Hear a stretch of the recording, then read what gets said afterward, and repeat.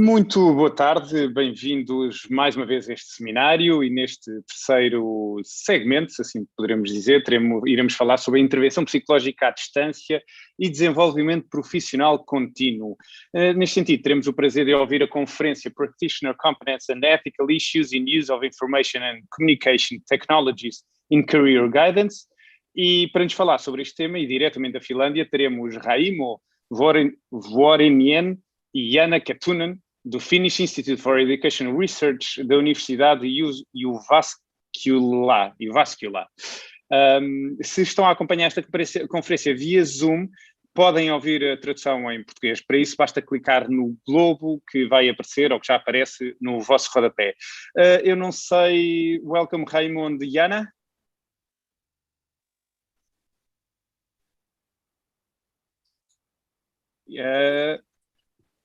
Jana, your sound is off. Yes. Okay, perfect. Raimo, Jana, first of all, thank you for your presence and sorry for my Finnish accent. Well, the floor, or at least the online floor, is yours for, I would say, 30 minutes. And after your conference, we'll have 5 to 10 minutes for Q&A. Is that okay for you? Okay, yes. Perfect. Thank you.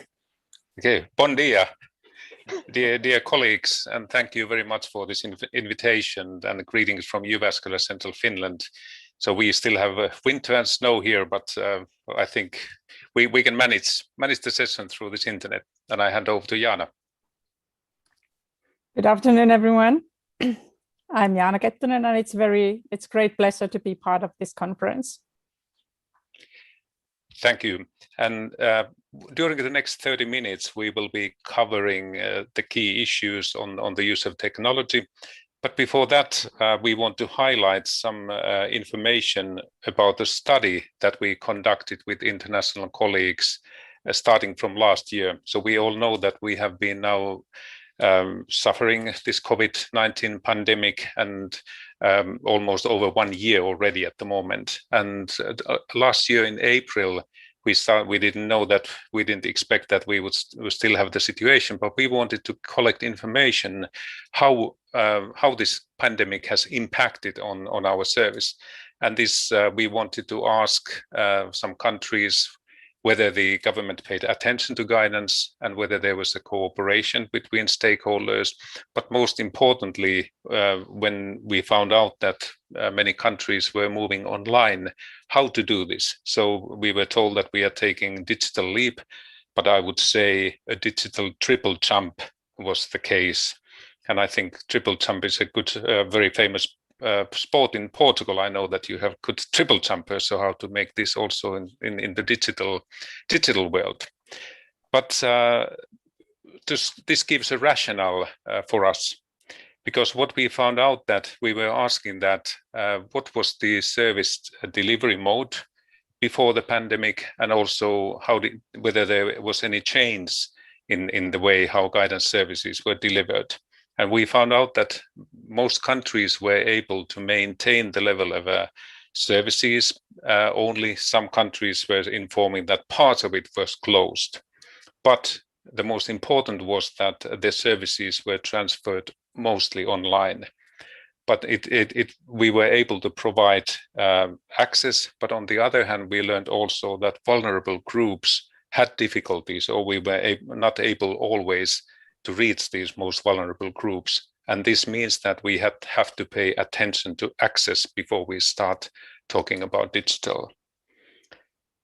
Then the other one was that we were asking that which type of services could be maintained. So most of the services were adapted. So this one-to-one dialogue was possible through telephone and through online services like we are doing now.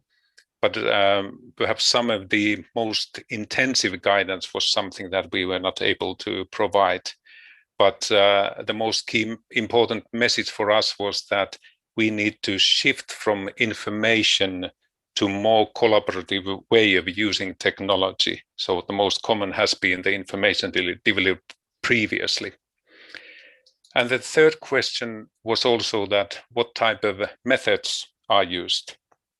And we are often, when we are talking about digital or the use of technology in guidance, we are asked that how to use Twitter or how to use Facebook. So we don't, at the moment, focus so much on tool because the technology is changing. We just look what channels are used or what guidance features we can deliver through these online services. So we all found out that when we talk about technology, telephone and video and emails, those are still valid tools. So the telephone has been available a number of years, but we shouldn't forget the potential of a telephone, especially meeting the vulnerable groups.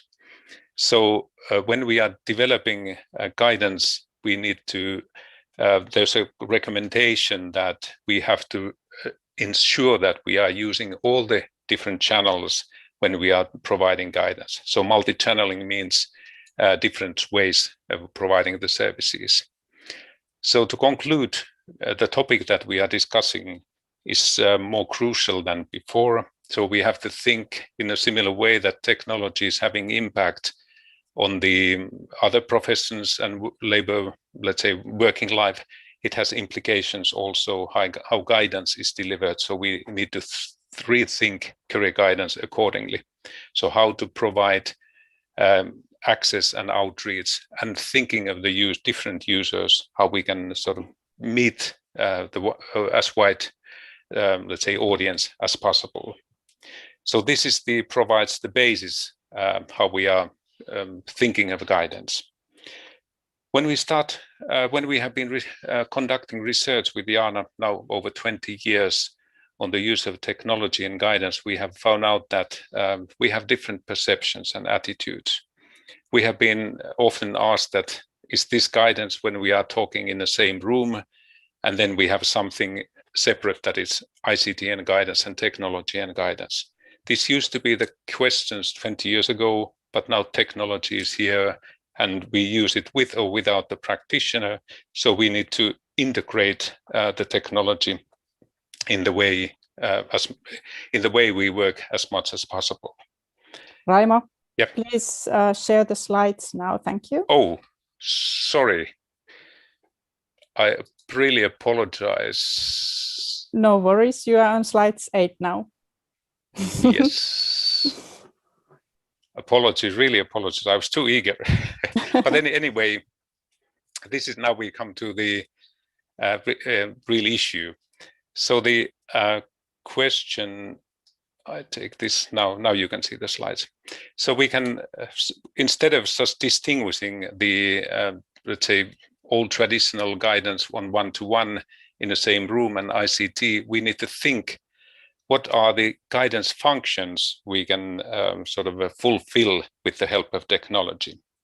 So we have found out that career technology can be a tool to assist and enhance and further develop the different ways we have been sort of working previously with our clients and students. So we are partly extending the way, not replacing, but we are complementing and sort of assisting and enhancing, make it more effective. And we are saying that if we can integrate, let's say, take care of some routines with the help of technology, we can also enhance the human interaction with clients, because we can allocate the time with those clients who really need our personal support. But it can also be used as an alternative to traditional approaches to previous work. So, for example, in Finland, we have rural areas, so people have to travel perhaps 100 to 150 kilometers to career centers. So with the help of technology, we can widen access and provide alternative ways to provide services for people who have difficulties in getting to the centers. But technology can be also an agent of change. So as I mentioned, we are facing the situation that technology is changing some other professions. It's changing our professions as well. So we have found out that it's not enough that we are trying to shift our previous way of working into technological environment. We have to have this type of reflection, how this technology provides us new methods, new opportunities, but also has put challenges on us. So reflecting and transforming our services according to the needs addressed by the technology as well. Then if we have a big number of clients, number of routine works, we can use technology as an administrative tool, like among others. So client registers, or if we work in educational context, we have administrative software to manage students and curriculum, and also collect data, publish data. So this provides new opportunities. But the most important is that we use technology as an integrative agent. So bringing together different players in the field, bringing together different functions. And if we collect different tools, we can also model this sort of a guidance system with the help of technology. And we can also collect feedback. So when we are talking about technology, it's not only the tools, but during the next slides, we are focusing how to integrate the guidance in technology into this guidance process. And Jana will continue here. Thank you, Raimo. When we talk about information and communication technologies, in past years, we have seen an expansion in use of also in social media in our professional practice. Next, please. But when we talk about social media, we often focus on separate individual tools, since the concept is very variedly used. In wider concept, social media, instead of being separate tools, is defined as a process where individuals and groups build a common understanding and meanings with contents, communities, and technologies. This means people have a shared interest or shared question. They come together, they create a community. Already two persons create a community and use this modern technology as a platform to create new knowledge, share understanding, build new understanding. Next. Social media is also defined as a form of communication which makes use of information networks and information technology and deals with content which is created by users in an interactive way and which interpersonal relationships are created and maintained. And this last part of this definition is highlighting the one thing that makes people to use social media in such an extensive level. It is a place where relationships are created and maintained, and through those relationships, they become important when individuals reflect and share also issues that relate their education, careers, and occupational issues. In our research, the results have shown that professionals have 5 different approaches in using information and social media in their professional practices. So we have a passive approach, information approach, communication approach, collaborative career exploration approach, and co-careering approach. Each of the approaches which are in a circle always are included in the next one. We'll go through these different approaches next. So when we have information approach in using ICT in our professional practice, emphasis is typically on technology. So there is a focus on how do we make use of this technology that we have in best way as a means for delivering information. So here the importance of media literature skills is highlighted. As a professionals, to have a good proficiency in locating and evaluating various types of online content and services in a critical and active manner. The ethical issues in this approach often relate to accuracy and validity of the information. As said, in this day, there's so much information available. So how do I make a best knowledge which information is valid and accurate? This relates then to the how we also take into account the users' perceptions of the information. And the data what Jana is describing, we have collected the data by interviewing practitioners, how they perceive information and the use of technology.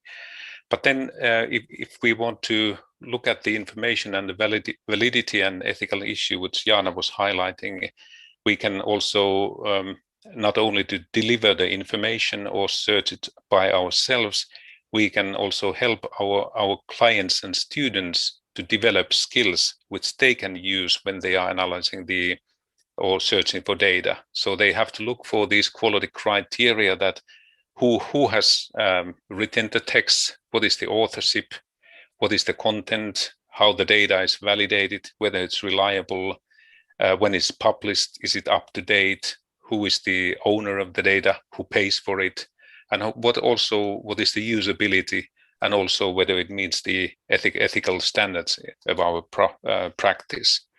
So we are aware that we have some data or information what is published by publishing companies, news or academic journals, but there's a lot of information also that is generated and produced by the internet users. So we need to be aware that we look for these quality criteria. And one of the questions in the ethics was that what is the quality of online services? We can conclude that we can use similar methods of evaluating quality of information that is either printed or digital resources and references. When we move from information to communication approach, the focus moves on how to use technology to deliver and share information more towards content. So how do we use technology and the information that we have as a medium for one-to-one communication? So this communication can take place asynchronously or synchronously, meaning in real time.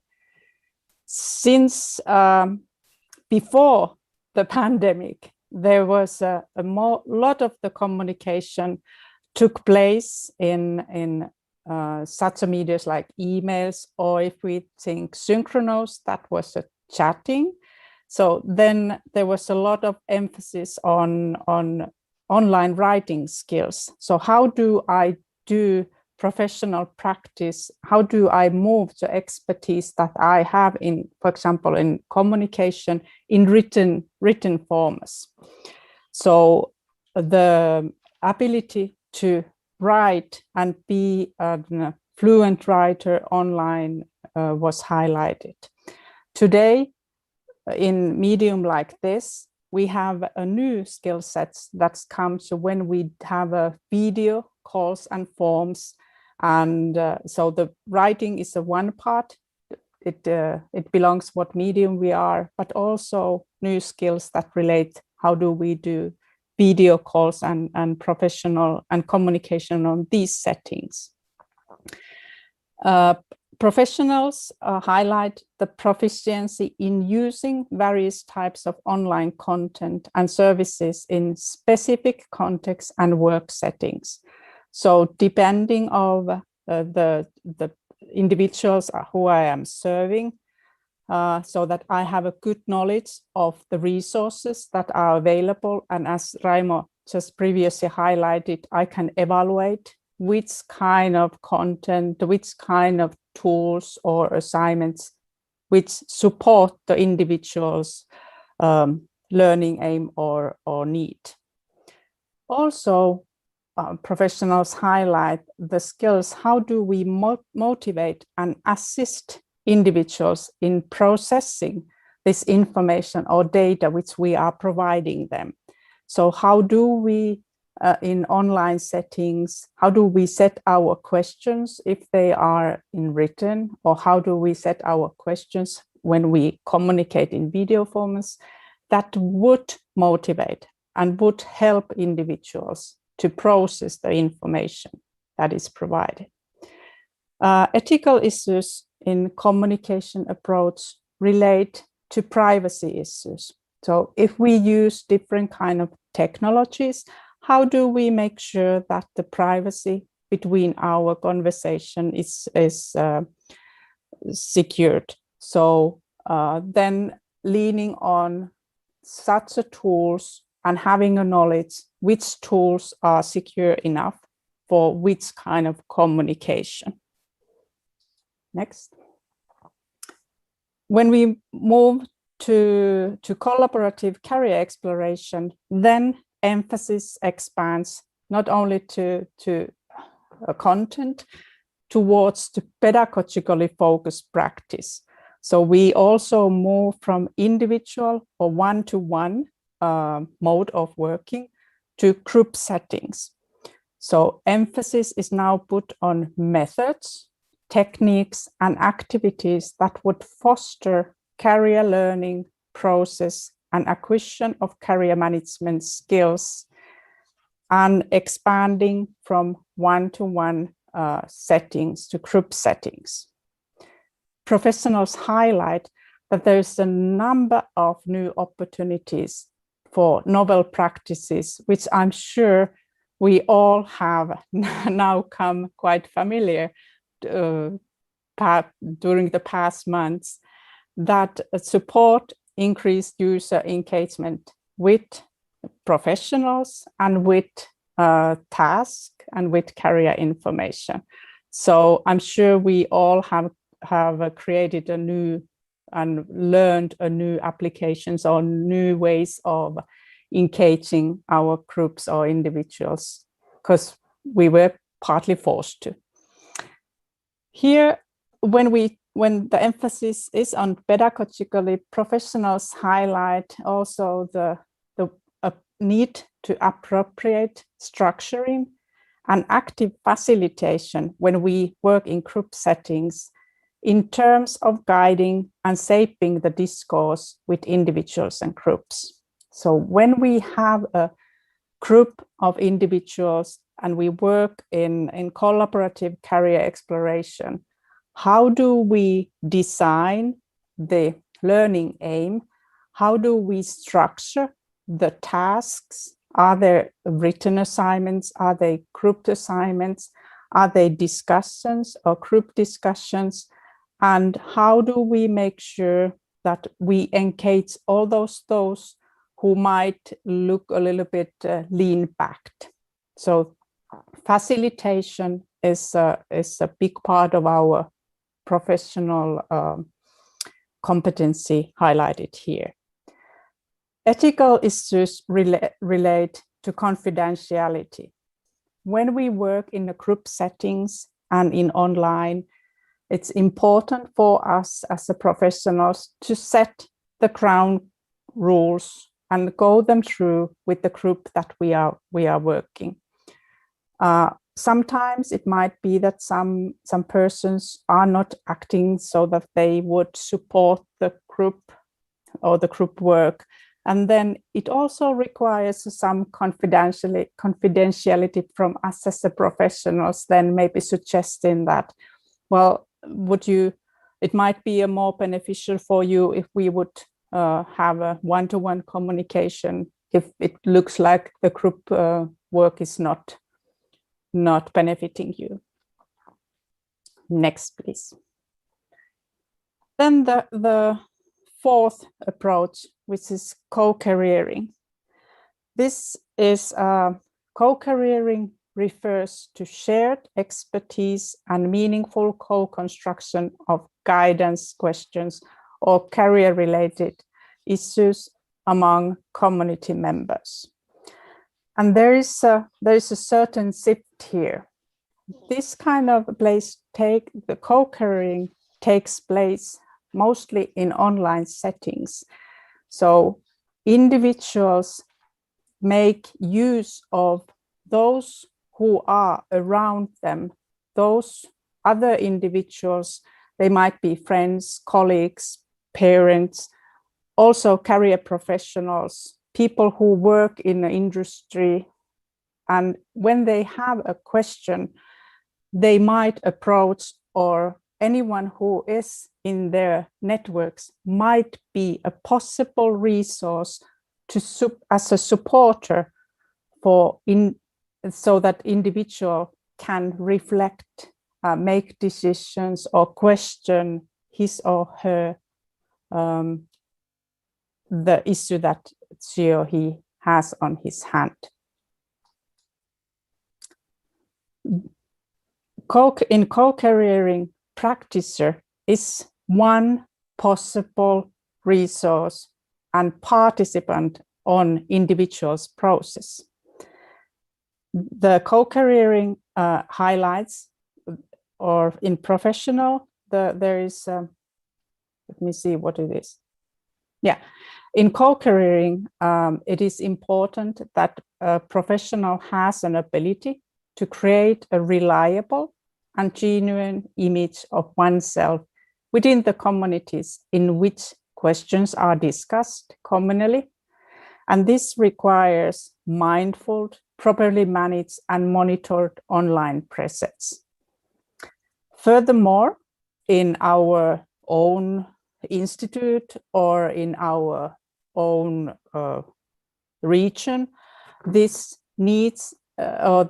highlights the need for well-structured and well-thought-through professional goals and strategies that fit for those goals. So if we decide to make a presence as a professional in open online settings, it is important to think how and what our aim is to make the presence, and what are the strategies that we work, through what line of strategies we work. Are we to inform individuals? Are we to make ourselves available to individuals or what is the work strategy that we take place? Ethical issues here, they relate to professional proficiency. So how do I make myself, how do we make ourselves visible and so that we look that our practices are professionally proficient in online? And here, part of that is our online presence. So our profile pictures, individual or organization level, profile pages, how do we describe, how do we communicate when we can be reached, in what kind of questions, in short introductions can be described. All pictures, messages, status updates, and our connections and network, they make an image of us.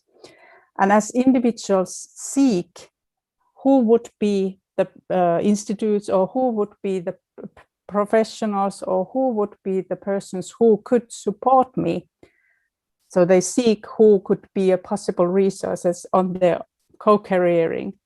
This is what is part of the how do we appear there. This is a picture that puts the skills and the approaches together, but as time goes on, I'll pass it to Raimo. Thank you, Jana. I think the most important thing what Jana was saying, that when we are using technology, as we started, we said that we need to be aware of the tools, but the technology is changing. So we need to think the guidance functions. And here to sum up, we sort of deepen and widen the scope of our activities. If I'm summarizing this sort of distinction between or merging previous way of doing our work and also the use of technology, I could highlight that first, most important is either the guidance needs. So what are the individual needs, or where's the demand for guidance? And this can be done with self-help or using staff in centers. But then after this, we are then having different ways of guidance. We can have one-to-one guidance or counseling. It can take place in a career center or online. So it's one-to-one dialogue. Then we have some issues which are common to a certain group of people or peers. It can be done in an office or a classroom activities or a center, or using this type of video conferencing tools or Teams, what we have been using at the moment. Or it can be telephone as well, and e-line, emails, chat. And then we go to the bigger groups. Sorry, that was the group. And then we have this self-help. If we are wanting only the information, and then we can go to websites or online repositories of information, or career center or an office for printed material, but we can also use it online. So distinguishing the guidance function. And these are led by us, but then this collaborative career exploration takes place with or without the help of practitioners. And this means that we need to reflect the previous, let's say, a relationship with our clients and individuals. And I'm using this slide to illustrate that what type of language we are using. It sort of reveals the paradigm what we are having in guidance. First, we have the language and voice of suppliers. If we have education and training, this is the language of the organizations. And then if we provide education and training, our clients or students, they are learning. And now the learning takes place lifelong. It's continuous. We are upskilling and upgrading ourselves throughout our lives with different transitions. So the same language shift also takes place in our work. So if we provide career guidance or counseling, we can say that equivalent voice of users to lifelong learning is careering, or this joint process co-careering. And sometimes this can be frightening for us, because we are used to provide expert information, expert knowledge. It doesn't disappear. We still have it, but it has new type of presence, a new type of online visibility, what Jana was describing. And the career development takes place among the community members. So then one of the challenges, if we want to increase or better use of technology, take the full potential of the technology in all the roles we've described before, using it as a tool, alternative, complementary element, administrative tool, or chain, let's say, integrative element, we need to think also the challenges we have to sort of solve. First one, we have been asking countries what are the challenges, what they are facing. Sometimes the first question is the inadequate access to ICT and technology. And this was quite visible in the COVID study, that some countries, the coverage of internet was better than, or much comprehensive than in other countries.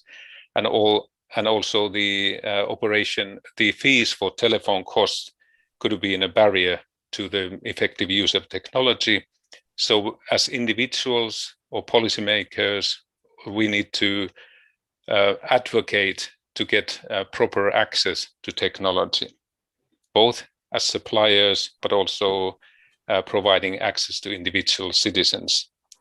Second one is we found out that the data or the national labor market information or education information is not organized or categorized in such way that it's user-friendly.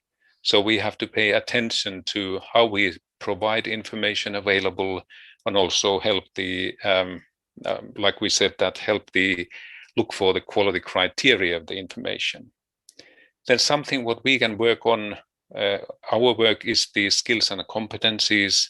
We can upgrade our skills in using the technology, but also helping the individuals and our clients not only to solve the questions, but also learning the skills which they can utilize on their own, with or without the help of practitioner. But the most important is the integration of technology in our work.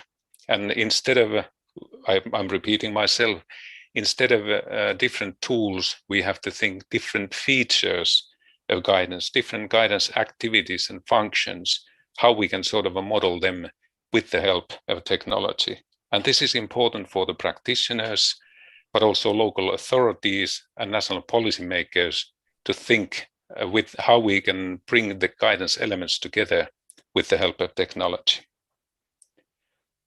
To conclude, we have been now describing the different phases. We have conducted research, but it's possible also to, let's say, improve, have this framework for continuous development. And in our university, with the Nordic cooperation, we have been running online courses and summer schools on the use of technology. So thinking how we can use technology in information, communication and collaboration, and this new line presence. So it is possible to integrate the work, the use of technology also in the training of practitioners. So there's this website provides more information on these applications, what we're trying to promote in practice.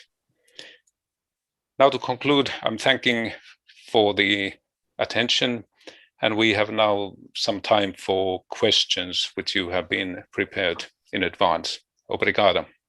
Obrigada. Thank you, Raimo and Jana. Thank you very much for the insightful presentation and for sharing your vision with us.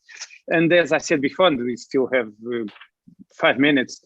I have 3 questions that I'd like to share with you. First one, in your opinion, what is the role of career guidance to promote social inclusion? I think at this time especially, it's very important because, as mentioned, when we are shifting our focus from the service delivery, we can look at the outcomes. And so I think the outcomes are both the individual outcomes and then the, let's say, the effectiveness of the community.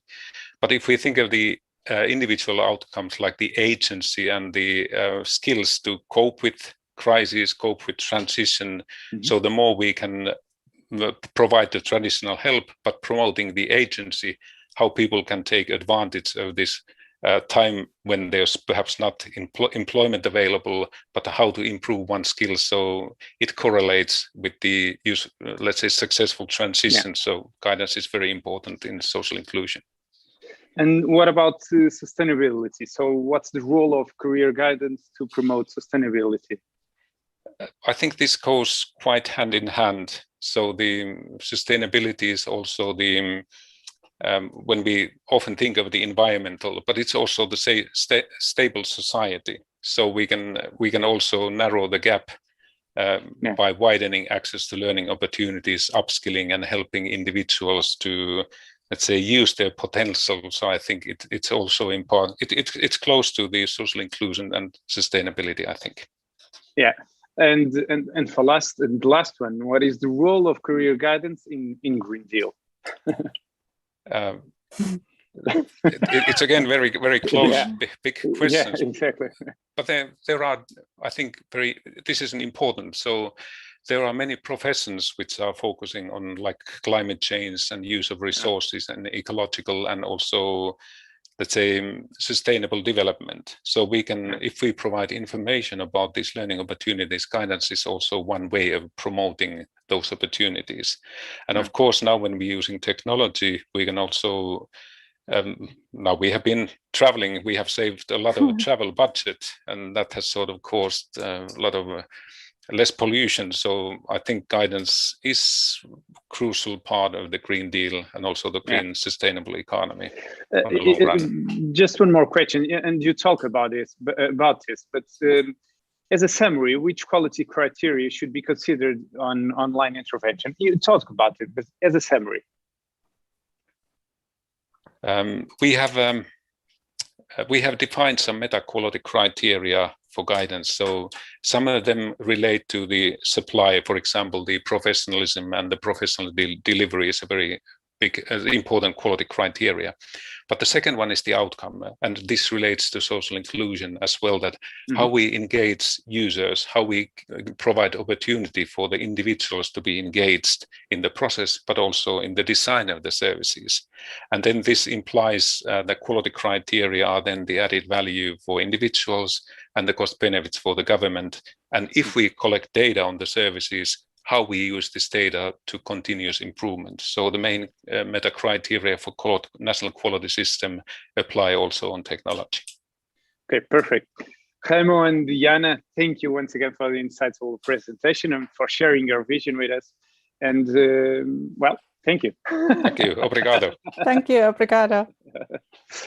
Muito bem, vamos avançar agora para as sessões paralelas. Relembro mais uma vez que receberam no passado dia 12 os códigos de acesso. Esses códigos deverão ser utilizados para entrar, isto através do site deste seminário. Se não encontram os códigos, verifiquem a vossa caixa de spam ou então entrem em contato com o nosso helpdesk que está no menu contacto do site.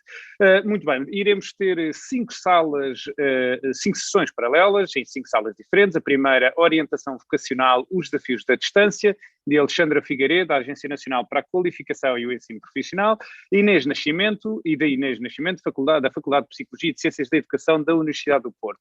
Na segunda sala teremos os desafios e oportunidades de intervenção psicológica baseada em meios digitais, da e-Mental Health para a Psicologia da Educação, de João Salgado, do Instituto Universitário da Maia, enquanto na terceira sala teremos a supervisão e desenvolvimento profissional contínuo com Miguel Ricul, da Faculdade de Medicina da Universidade do Porto. Na sala 4, pessoas à conversa, transição para a vertente digital da intervenção com pais, de Luís Gonzaga, Ana Milheiro, Marques e Vera Sousa, do agrupamento de escolas Fernando Pessoa, de Santa Maria da Feira.